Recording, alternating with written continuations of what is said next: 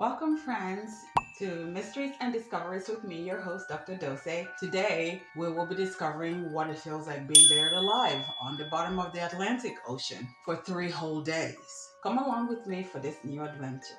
100 meters at the bottom of the Atlantic Ocean lies a wreckage, the Jascon 4 tugboat. In this isolated world, where light fades, time seems to stand still, and it gets very eerily silent. In this watery grave, one man survived a rather hopeless ordeal. His name was Harrison Okene, and this is his story. 5 a.m. Sunday, May 26, 2013, 20 miles off the coast of Nigeria in West Africa, the Jascon 4, which is a 110 meters tugboat, had been called in to stabilize an oil tanker for Chevron, the oil company Chevron. The tanker was filled to the brim with thousands of gallons of crude oil. The weather was absolutely horrendous. On board the Jascon 4 were 12 men, one of which was a 29-year-old chef, Harrison Okene. It was 5 a.m. in the morning. Harrison had just woken up and was about to start making breakfast for his crewmates and captain. Still in his underwear, he walked into the bathroom to get ready for the day. Moments later, a massive wave hit the right side of the boat, which broke part of the hull off, flipping the Jascon 4 on its side. Harrison ran out the bathroom towards the emergency hatch, where 3 of his crewmates were already attempting to seal it off, locking him outside. Before Harrison could get close to them, a wall of freezing water hit the 3 men, sweeping them off into the dark abyss. Harrison later said in an interview, the scene was so gruesome, he immediately knew the man had died. Harrison ran back into the only safe space he could find, that sinking bathroom.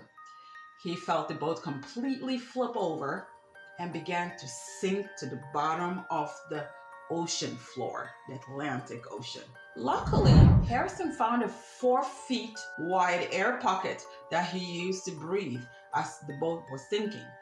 Finally, landing on the floor of the Atlantic Ocean over 100 feet below.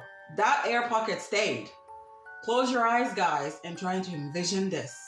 It's pitch black. You have nothing on but underwear. You are threading freezing cold seawater. You know you are at the bottom of the ocean floor with no food, no water. You feel things touch you that you can't even see. You have no ability to tell time. Everyone assumes you're dead. You know you'll eventually run out of air and are convinced you're 100% going to die. Now that's a true nightmare. On land, Nigerian rescue crews were immediately notified, but because of the bad weather, there was really not much they could do. Nearly 3 days passed.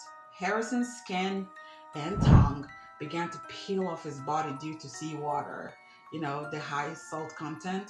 While crayfish were nibbling at his waterlogged skin, he could feel unidentified sea creatures bumping into his legs.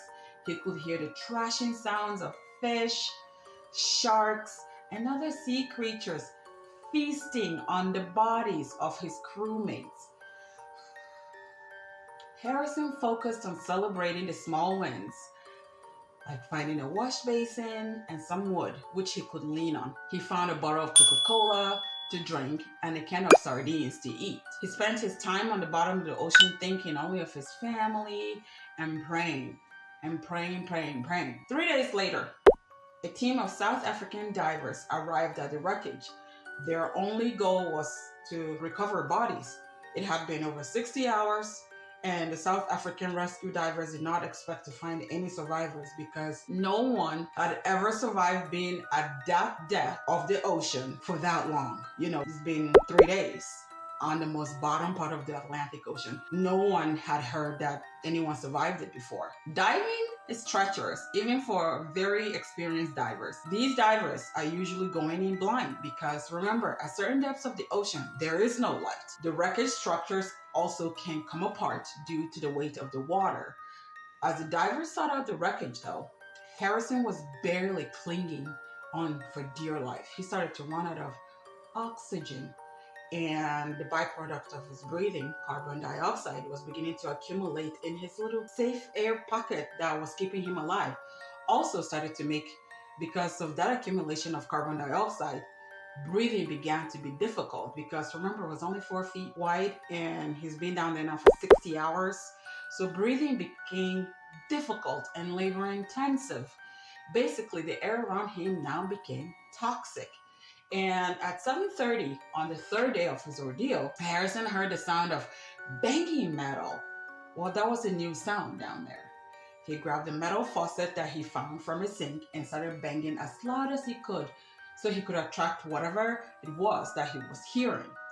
A few minutes later, he saw the flashlight of a diver. Surprisingly, the diver didn't hear Harrison's banging. Remember, the rescue crew was coming down here to just rescue dead bodies. They weren't expecting to find anyone. So when Harrison tapped the shoulder of one of the rescue diver that he saw, it scared the life out of the diver. I mean, could you seriously imagine being that diver, swimming at the bottom of this pitch dark ocean with all types of manners of predators around you, and going solely to find dead bodies, and a human hand reaches and grabs you?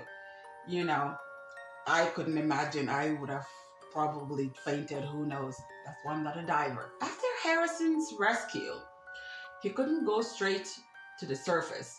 You see, he has so much nitrogen in his lungs. When you're at the bottom of the ocean, respiration changes, and nitrogen, for people that dive, it's known that nitrogen accumulates in your lungs the lower the depths you go.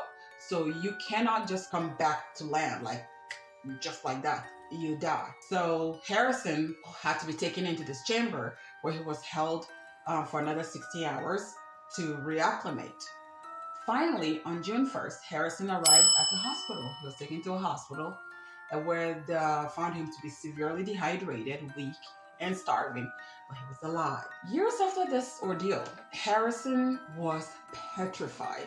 His wife said he would wake up from nightmares, screaming in the middle of the night that they were sinking. You know, as you imagine, all types of PTSD. I couldn't even imagine this one. Harrison tried to adapt to life and adjust post this incident.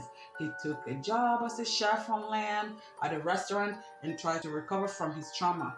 But by 2015, he was still suffering terribly from PTSD. So he did the unthinkable. He decided to face his fear head on and become a rescue diver. Yep, that's right. Face your own fear. Go back to the depths of the ocean. That's right. He became a rescue diver 2 years after being rescued.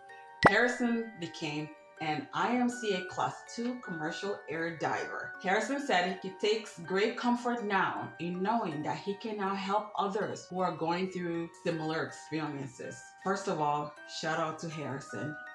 But here's my question to you guys, friends. Can you imagine being trapped in a sinking ship knowing you're at the bottom of the ocean? Please share your thoughts with me in the comments. And don't forget to like and subscribe.